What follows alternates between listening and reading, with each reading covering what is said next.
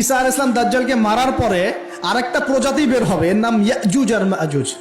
নাম শুনেছেন? এই যে এই সূরার মধ্যেই আছে, এই সূরা কাহাফের কথা বললাম না, সূরা কাহাফের পিছনের দিকে আছে ইন্না ইয়াজুজ ওয়া মাজুজ মুফসিদুনা ফিল আরদ।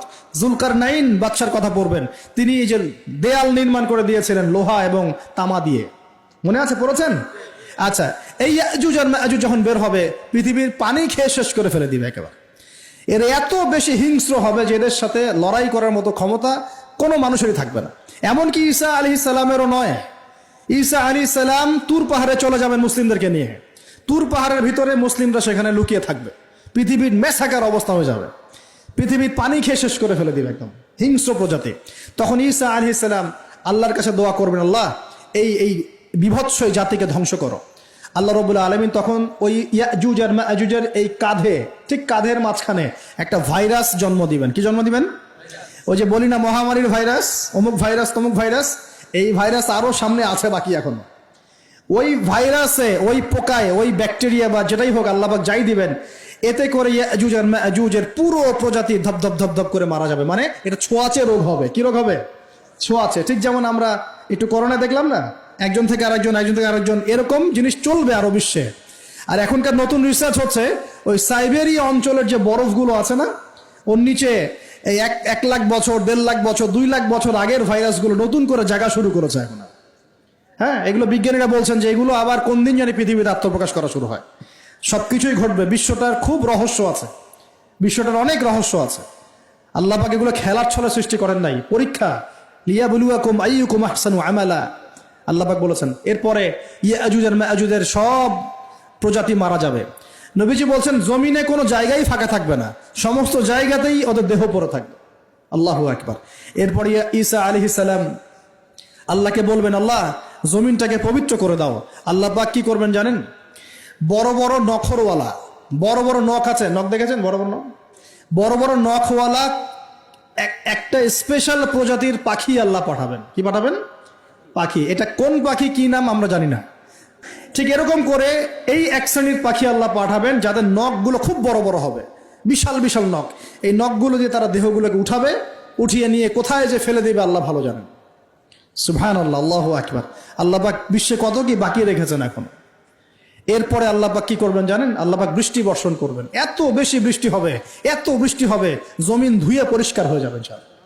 হাদিসে আসছে জমিন একদম চকচক করবে, জমিটা পরিষ্কার হয়ে চকচক করতে থাকবে।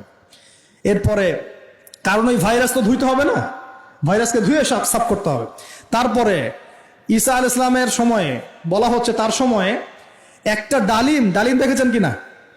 আনার ডালিম, এই ডালিমের যে খোসা হয় না, এই ডালিমের খোসার নিচে একটা পুরো পরিবার আশ্রয় নিতে পারবে। কি বুঝলেন? এত বড় বড় ফল হবে, এত বরকত হবে জমিনের মধ্যে।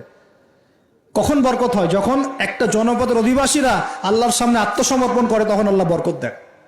আমরা কি আত্মসমর্পণ করছি? এই জন্যই তো অর্থনৈতিক মন্দা চলছে। এমনি এমনি নাকি? সুদ খাচ্ছেন, দিব্যি ঘুষ খাচ্ছেন, দুর্নীতি করছেন, জেনা করছেন, মানুষের সম্পদ আত্মসাৎ করছেন, মাপে কম দিচ্ছেন, আবার নামাজও পড়ছেন, মাশাআল্লাহ। তো বরকত কোত্থেকে আসবে? তো বরকত কখন আসে? যখন একটা কম আল্লাহর সামনে সম্পূর্ণ আত্মসমর্পণ করে।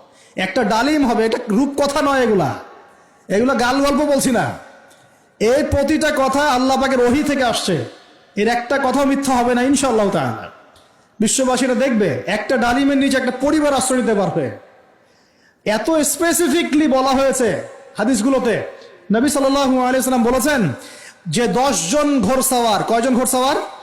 10 জন ঘোড়সওয়ার বের হবে ইমাম মাহদির সময়, যারা খোঁজ নিতে যাবে যে দেখি দাজ্জাল বের হয়েছে কিনা। ঘোড়ায় করে খোঁজ নিতে যাবে, দেখি দাজ্জাল বের হয়েছে কিনা। ওই 10, নবীজি বলছেন আমি ওই 10 জনের নামও জানি, ওদের বাবার নামও জানি। সুবহানাল্লাহ।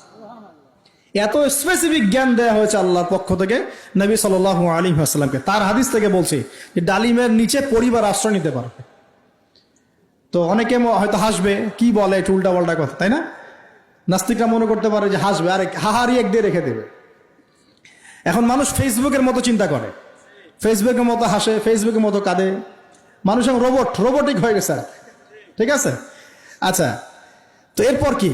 এরপরে বরকতের এই সময়টা শেষ হয়ে যাবে কখন? যখন মানুষ আবার সেই জেনা, পাপ, শিরিক, কুফর এগুলোতে লিপ্ত হবে। আল্লাহ রাসূল বলছেন এমন একটা মানুষও বাকি থাকবে না, একটা মানুষও না যে খালি লা ইলাহা ইল্লাল্লাহ কালিমাটা পড়তে জানে, এমন একটা মানুষও বাকি থাকবে না। বলেন নাউজুবিল্লাহ। ওরা হবে এই পৃথিবীর সবচেয়ে নিকৃষ্ট মানুষ। ওদের চেয়ে নিকৃষ্ট কোনো মানুষ এই পৃথিবীতে হবে না। এখনো কি এরকম সময় আসছে? আসে নাই। এখন কি লা ইলাহা ইল্লাল্লাহ আছে না? আছে, হ্যাঁ, হয়তো তার পূর্ণাঙ্গ প্রয়োগটা নাই, কিন্তু কালিমা তো আছে কি না? তখন নবীজি বলছেন এমন একটা যুগ আসবে যে লা ইলাহা ইল্লাল্লাহ বলার মতো একটা মানুষ খুঁজে পাওয়া যাবে না, আর মানুষ রাস্তাঘাটে কুকুরের মতো জেনা করবে।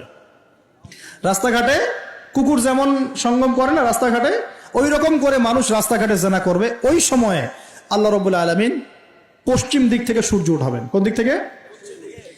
সূর্য সত্যি সত্যি পশ্চিম দিকে উঠবে।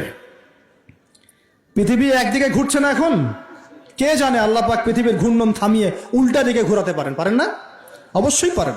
আল্লাহ পাকের জন্য এটা খালি বলা, কুন ফায়াকুন, হও হয়ে যাও, ব্যাস ব্যাস। আমি কয়েকদিন আগে রিপোর্ট দেখেছি, পৃথিবীর নিচে কিন্তু আগুনের স্তর আছে। আচ্ছা, জানেন তো পৃথিবীর নিচে আগ্নেয়গিরিগুলো আছে। পৃথিবীর ভিতরেও একটা ঘূর্ণন হয়, সেই ঘূর্ণনের দিক পরিবর্তন হচ্ছে দিন দিন, এমনটা রিপোর্ট এসেছে। দেখেন, আপনি ইন্টারনেট ঘাটাঘাটি করেন, দেখেন। আর অনেকে রিপোর্ট করছে যে পৃথিবী আগে যে গতিতে ঘুরতো, এখন পৃথিবীর ঘূর্ণন গতি একটু বেড়ে গেছে। দেখেন রিপোর্ট, দেখেন।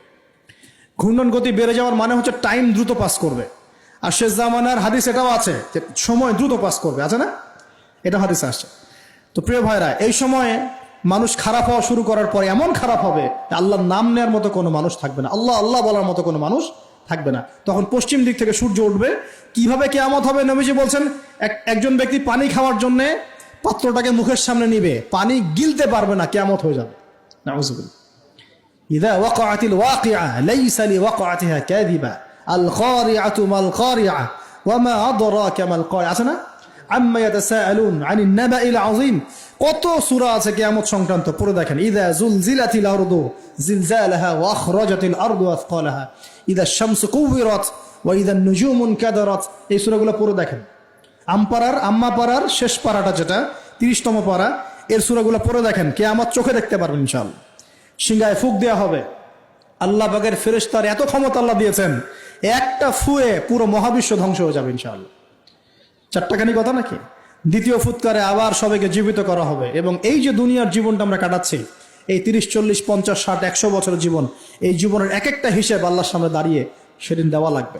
অতএব এই দুনিয়ার জীবনটাতে প্রস্তুতি গ্রহণ করি, 5 ওয়াক্ত নামাজ পড়ি, যাকাত দেই, কালিমা বোঝার চেষ্টা করি, আল্লাহ তাওহীদ শিখি, জানি, বুঝি, নবীর সুন্নত অনুযায়ী আমল করি, হালাল খাই, পরিবার গড়ি, মানুষকে সৎ কাজের দাওয়াত দেই, অসৎ কাজে নিষেধ করি, ইসলামকে আল্লাহর জমিনে প্রতিষ্ঠা করার চেষ্টা করি। আল্লাহ পাক যা দিয়েছেন, জানমাল, সময়, শ্রম, আল্লাহ পাক যা দিয়েছেন, ক্ষমতা, প্রতিপত্তি, সম্পদ, এগুলোকে আল্লাহর দ্বীনের জন্য ব্যয় করি। ইনশাআল্লাহ দুনিয়া সফল হব, পরকালে সফল হব ইনশাআল্লাহ আযজা ওয়া জাল। আল্লাহ পাক আমাদের সবাইকে সমকালীন ফিতনাগুলো সম্পর্কে সচেতন থাকার তৌফিক দান করুন, এবং এই রমজান, আসন্ন রমজানে পরিপূর্ণরূপে ইবাদত করার তৌফিক দান করুন, এবং এই ইবাদত এবং শিক্ষাগুলোকে সারা বছর ধরে রাখার তৌফিক দান করুন, এবং জামানা সম্পর্কে সচেতন থেকে আগামী দিনে যা হবে সেভাবে পদক্ষেপ নেওয়ার তৌফিক আল্লাহ পাক দান করুন। আমিন।